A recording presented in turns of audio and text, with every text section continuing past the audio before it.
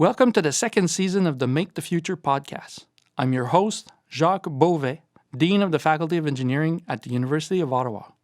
Join us as we have conversations with different thought leaders about current issues facing the engineering industry. Let's explore the future of technology and innovation and how, through creativity and collaboration, we can make the future. They say the future is coming, but that's not true. The future is already here. And it's relentless. It's not going to wait for you to catch up. How will we live in this future? How will we make sense of it? To define our course, we need a new perspective. One that engages our curiosity, that activates our imagination, one that defies the conventional. To own the future, we need to do more than just see it. We need to make it. Hi, my name is Dimple Thomas. I'm coming from Ericsson. So Ericsson is a global leader in mobile telecommunication solutions here at the park. What I do currently in my role is I test end-to-end system performance of our base station and network products.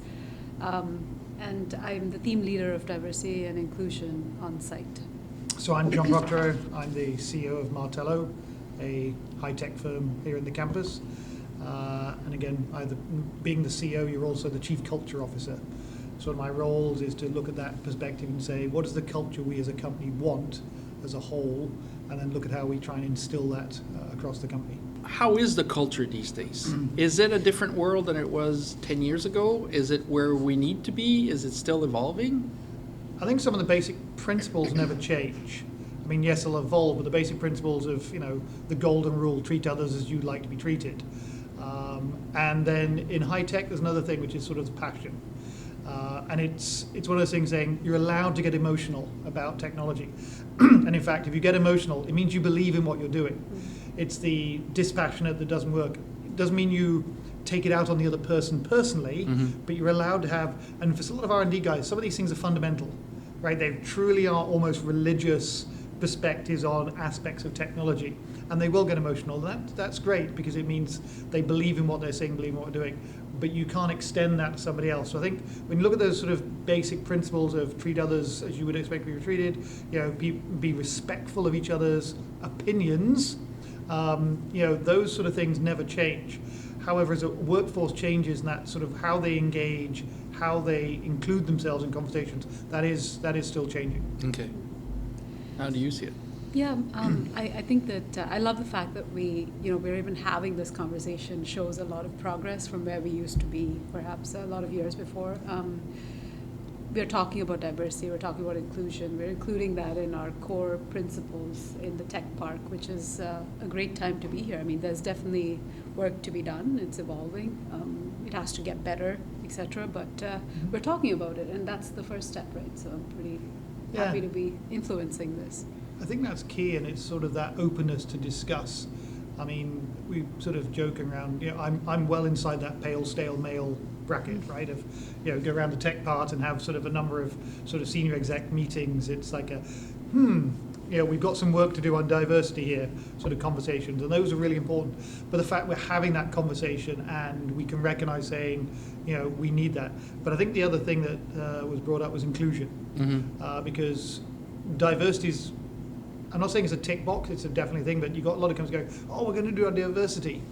Inclusion is so much more. It's that saying everyone gets a voice, everyone gets heard. It's a lot harder too. It's a lot harder, yeah, because it's not just looking sort of the visible minorities. It's also saying, and who are the invisible minorities?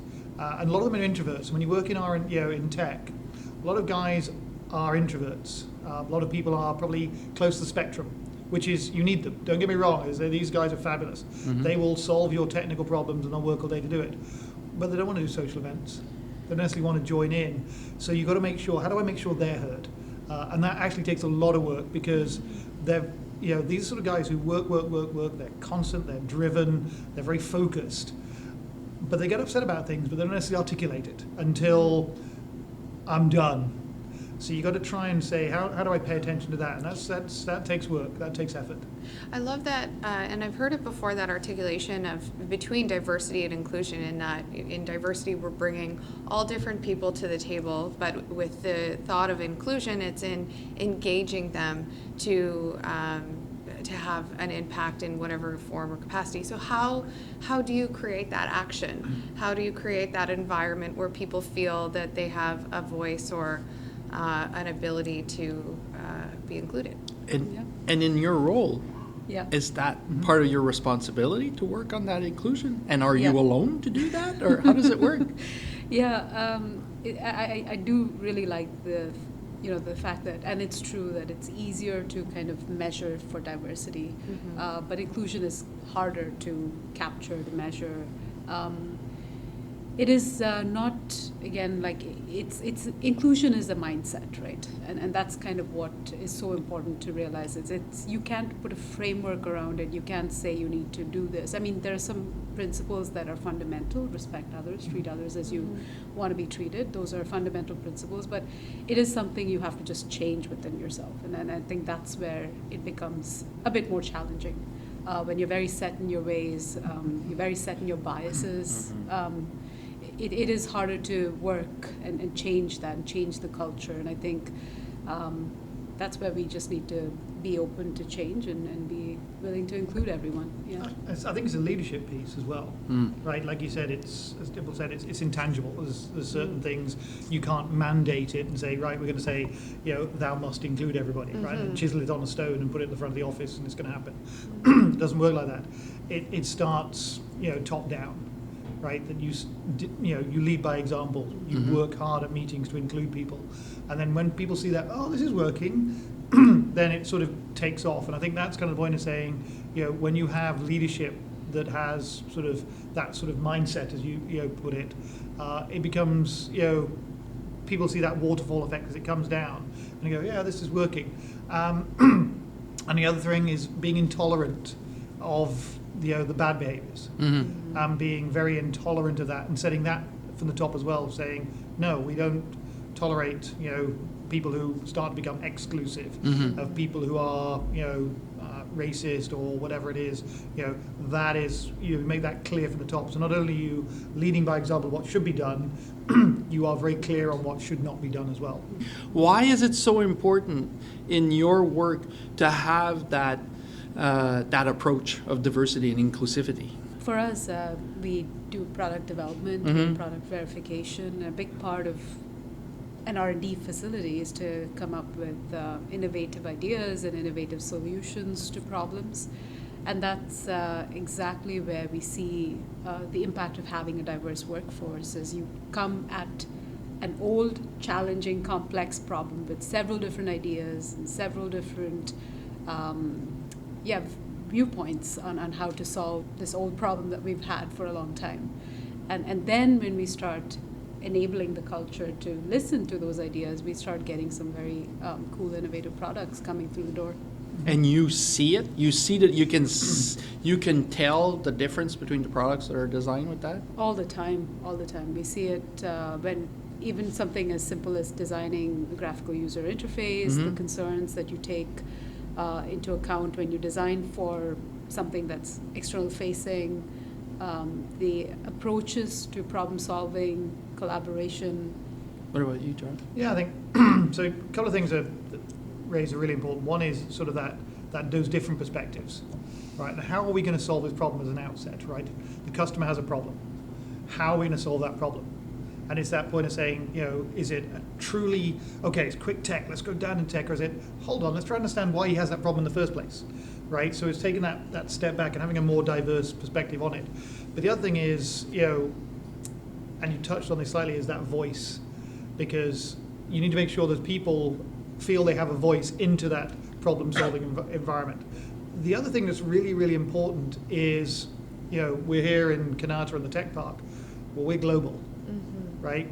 So you've got guys saying, well, we're not necessarily building for the Canadian market, right? We're we're in 150 countries, and I'm sure, Ericsson's in many more as well, right? So you got to understand, it's like when you look at that customer, it's not just the gender customer, it's not that stuff, it's global customer.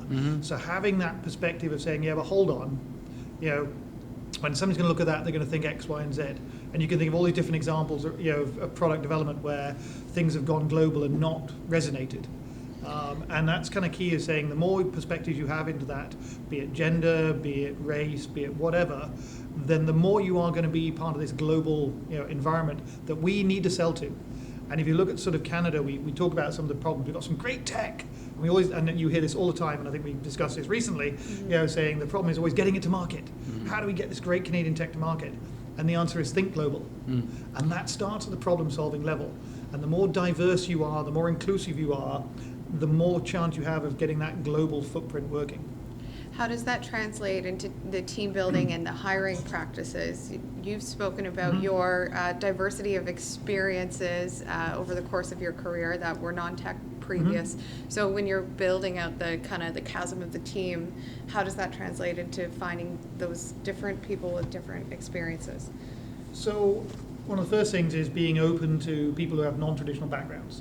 One of the fun things is now we've got a couple of folks on the ground who are fairly new, but this is their first ever job in Canada, right? They're new immigrants, and they came to us and kind of looked at their resume and went, but it's that point of saying let's dig a little deeper. Let's give you a chance to come in and explain yourself. Your resume wasn't quite the perfect fit, but it never will be. And this is one of the challenges of when you look at that hiring process. If the resume is the only tool you've got to filter, you're going to have problems, because when you've got a Canadian audience, they know how to write resumes. Whereas somebody who's new into Canada and they're going for the first time to write a resume to apply for a Canadian job, it's not going to be as pretty. And you've got to filter that out and say, it doesn't matter. I'm looking to try and get through that and look at the person underneath. And that's kind of thing is that we've got this sort of concept, and we've really pushed it into HR, saying we're hiring the person, not the resume. I think people coming in with diverse backgrounds, you bring them into customer success for the first time in a tech industry, and they've never worked in customer success and tech industry. They might have worked sales at Hudson's Bay. They know how to talk to people. They know how to make somebody feel good about the conversation they're having. That's the basic, and those are the soft skills that we kind of undersell.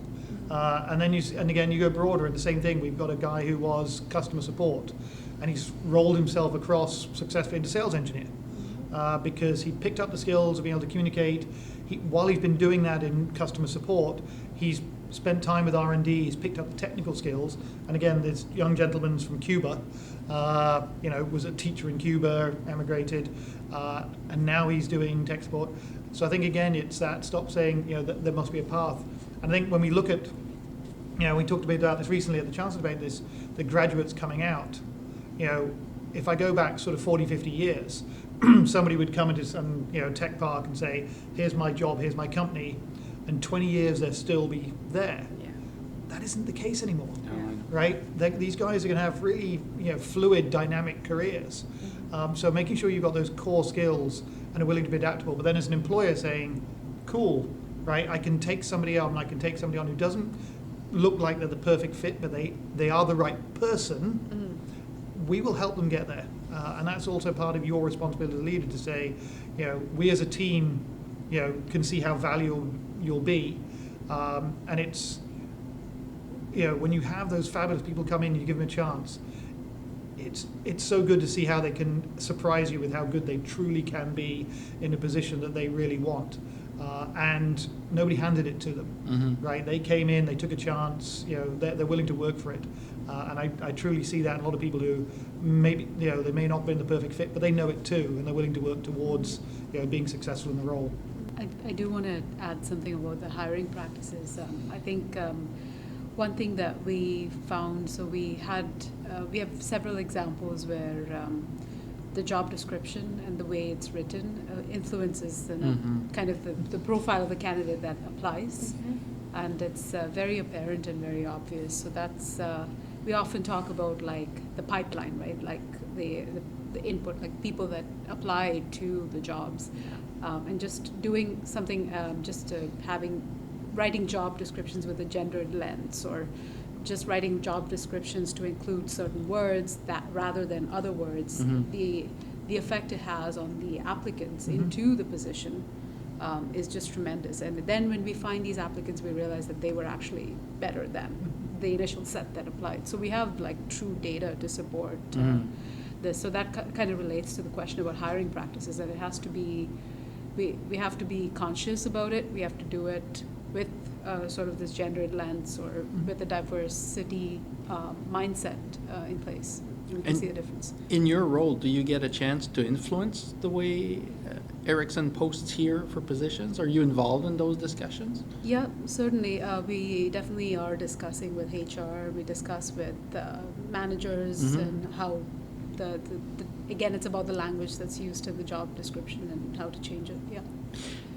How are we doing at Ericsson in Canada, and in particular Ericsson here, compared to other parts of the world where Ericsson is? Do you have the feeling that we're catching up, we're ahead, we're about the same point in terms of diversity and inclusion? I think one thing that we see, and it's an attribute of being situated here in Canada and Ottawa, is we are very culturally diverse as a site. That's definitely one thing that you see. It's very apparent as you walk in through the door. Okay.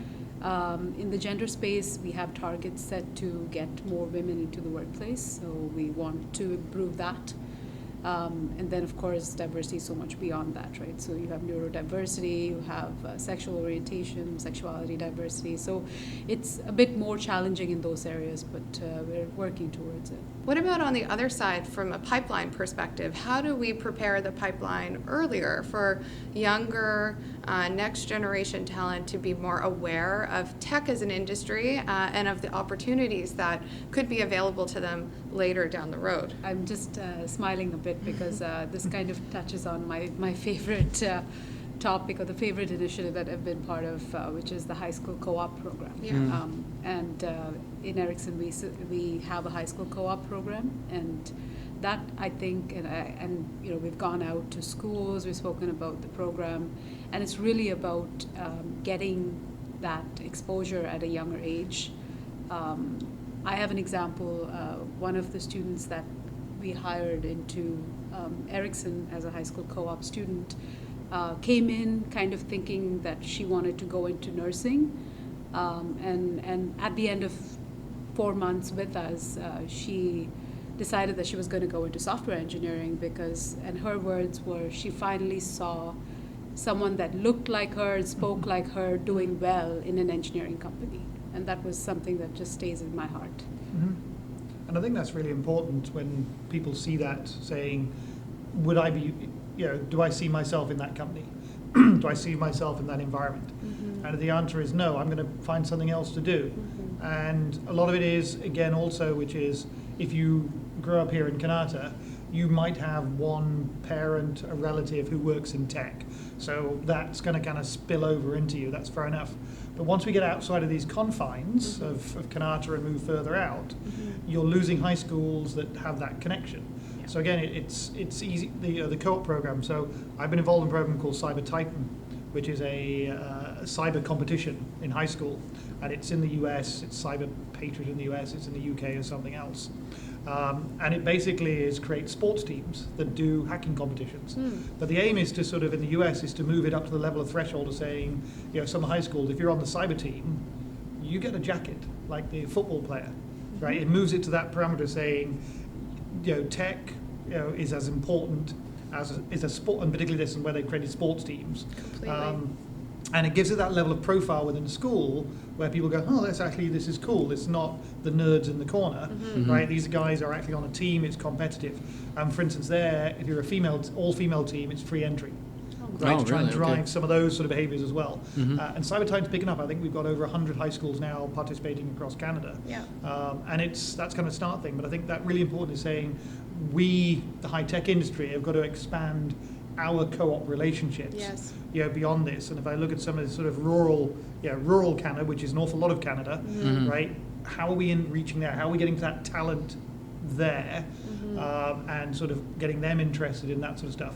And you know, the co-op programs tend to be sort of more sort of localized just by nature of what they are. We create these relationships, but reaching out, I think, is also part of what we've got to do a bit better. And again, looking at the industry organizations, to help with that. Sort of the government organisations that are saying, how do we do this and go back to that talent pipeline?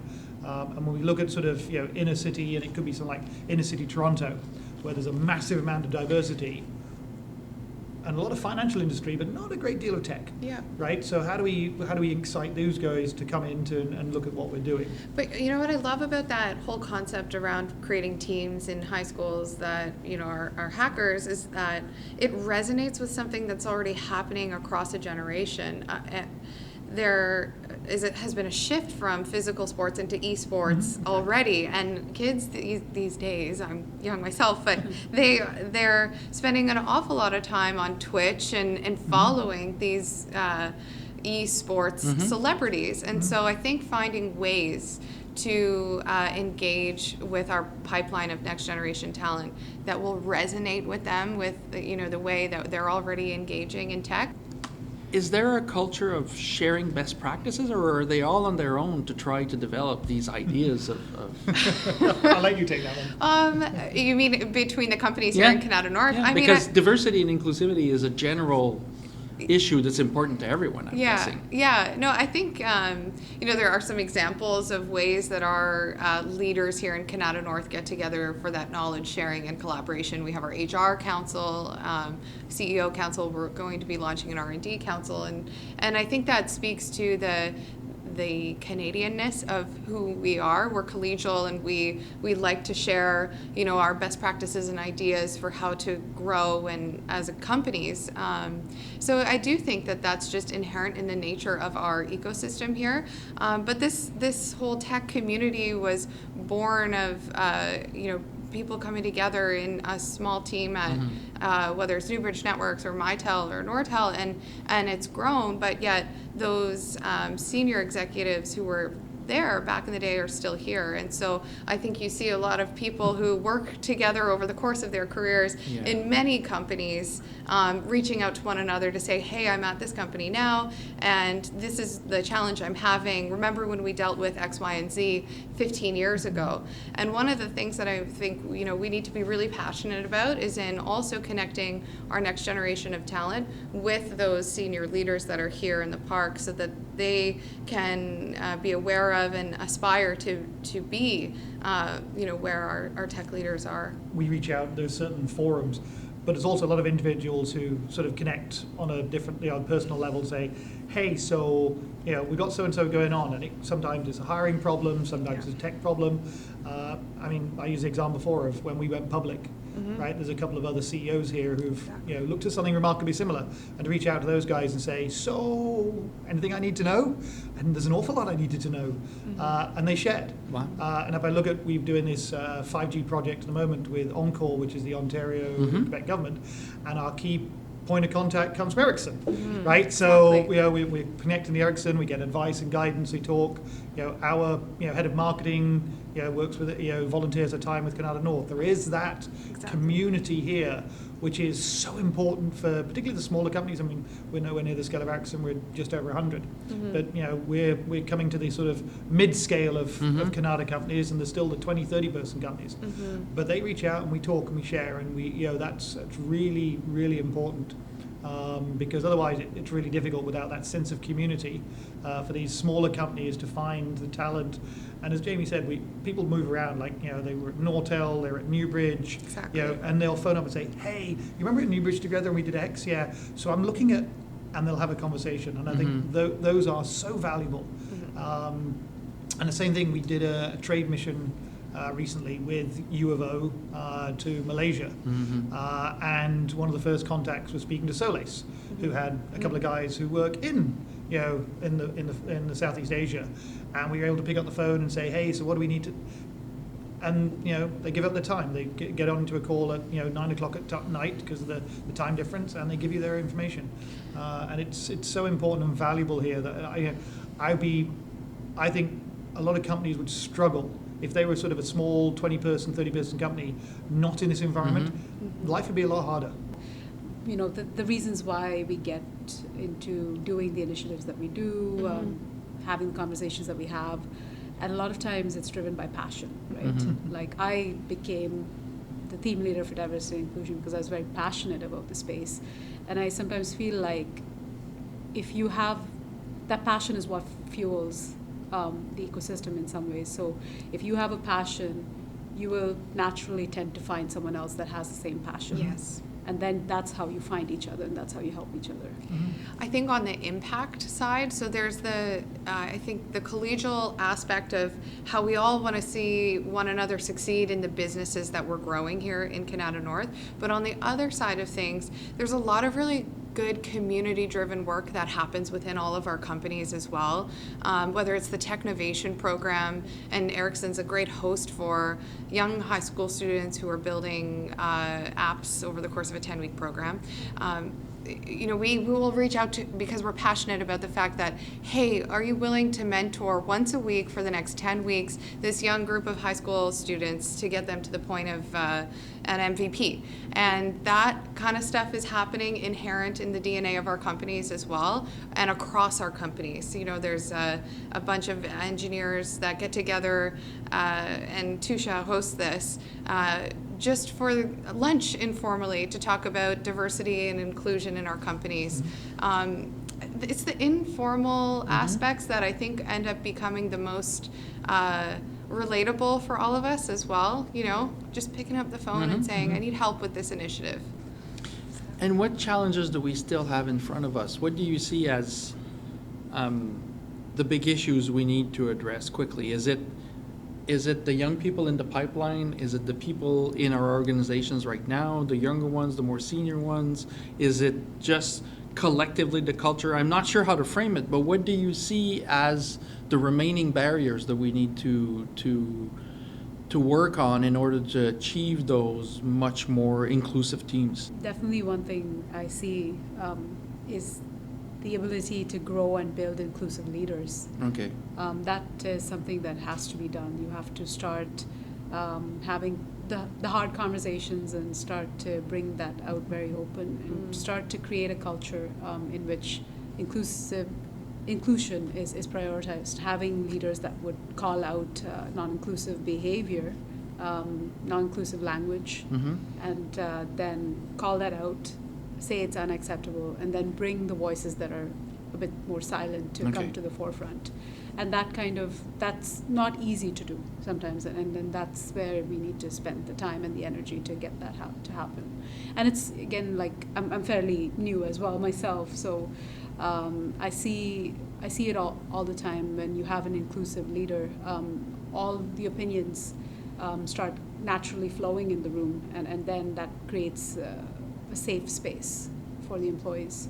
When you do that and have everybody comfortable to express themselves, do you have, and this is just professional curiosity, okay, does that make it even more challenging to make sure that it doesn't create more tension between those that are not used to being challenged or to have all those ideas expressed? Is that something that we need to learn to do when we're facing that situation, or do you see that everybody just goes with the flow and it becomes comfortable for everyone? Oh, no. You definitely have to do, and that's where if inclusion is part of your DNA, as you say, as a leader, you will know, or you'll come up with strategies to work with different kinds of people. And sometimes it does involve, let's table a conversation right now and talking to person XYZ about, by the way, what you did was not that great, or what you did was great, and then kind of making sure that the next conversation's better. So there's a lot of nurturing to be done. There is a lot of nurturing. There's a lot of culture changes, yeah.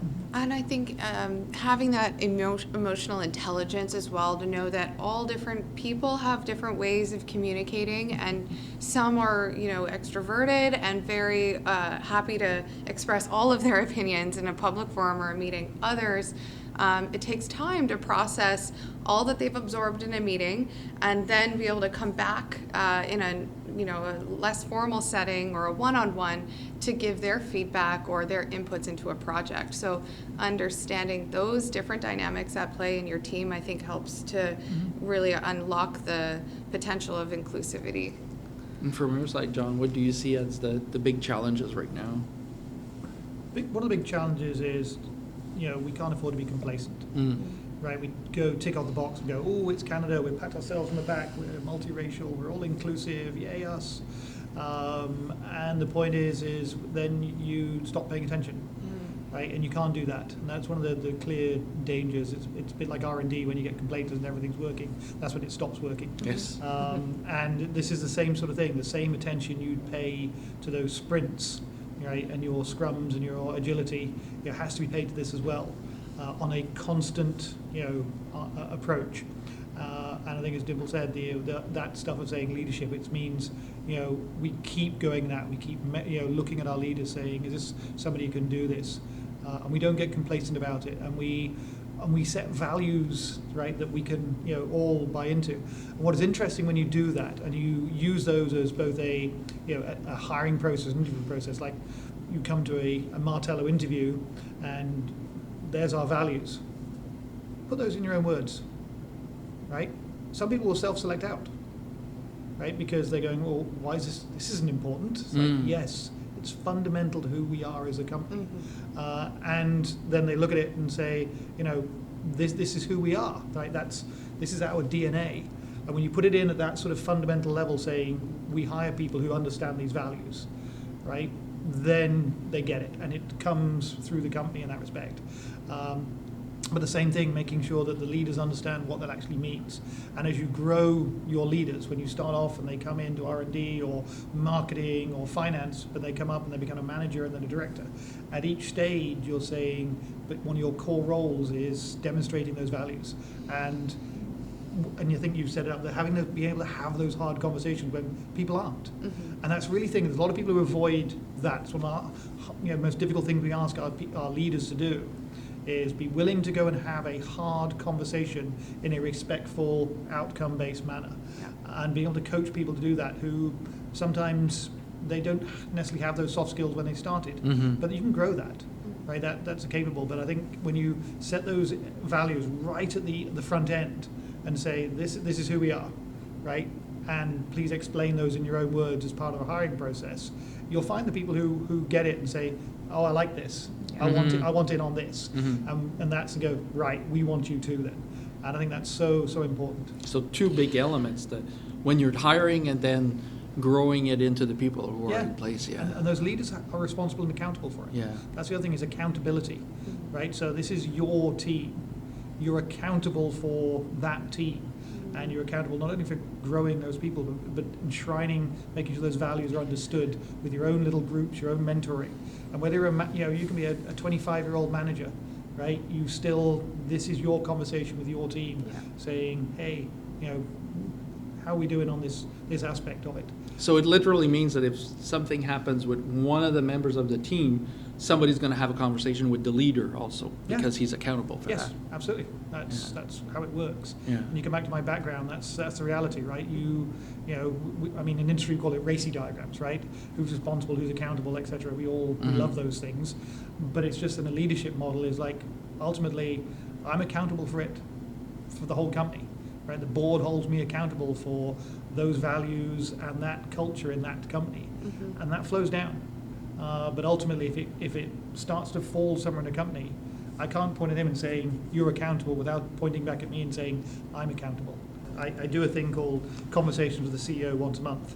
And the lucky or unlucky people are randomly selected across the company from any of the offices. And it's just a 5 or 6 person people with me. Some will be on Zoom on the screens, and some will be sitting at the table, but generally there's always somebody on the screen talking.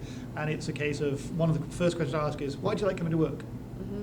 What makes you want to come in every day?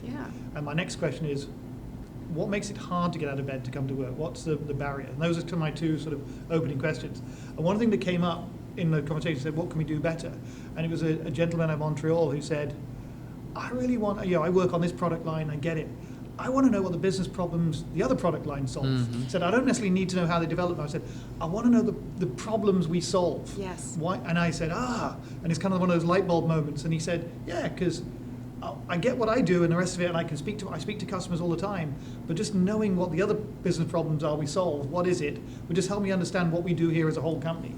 And it was like, aha. So that was something we then said, okay, we've got to put this together in such a way we can articulate what do we do on a daily basis that makes somebody's life, as you said, better, or what's the business problem or the problem we solve.